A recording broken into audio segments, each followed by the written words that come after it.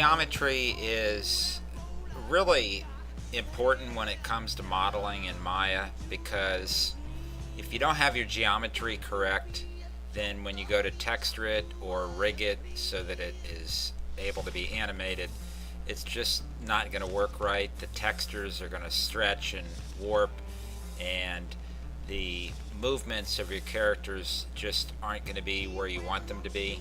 So what we want to do when we model is look for quad-based geometry, which is four-sided geometry.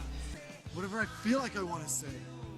And usually that's a good rule of thumb.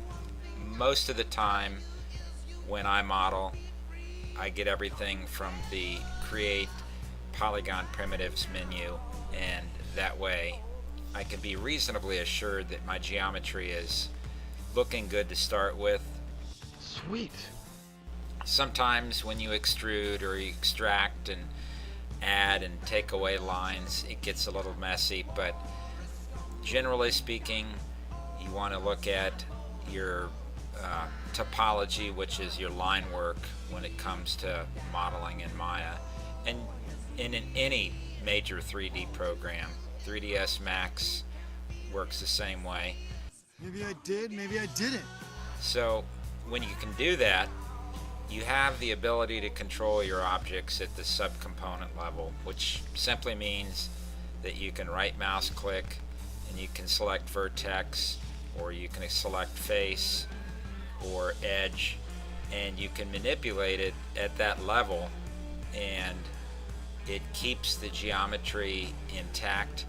And also when you're modeling, if you're modeling for game assets, then you want to look at a low poly count. A low poly count is something under 500,000 polygons, so you want to keep that in mind.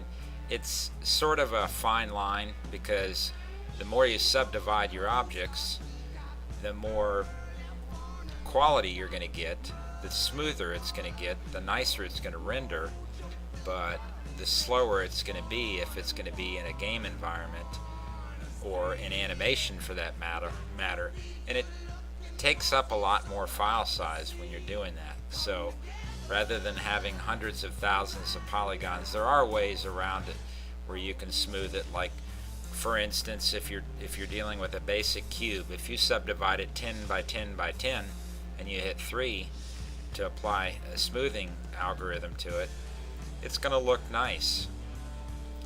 Okay, 0 for effort, 0 for style, 0 for star quality, and you know what? I'm being generous.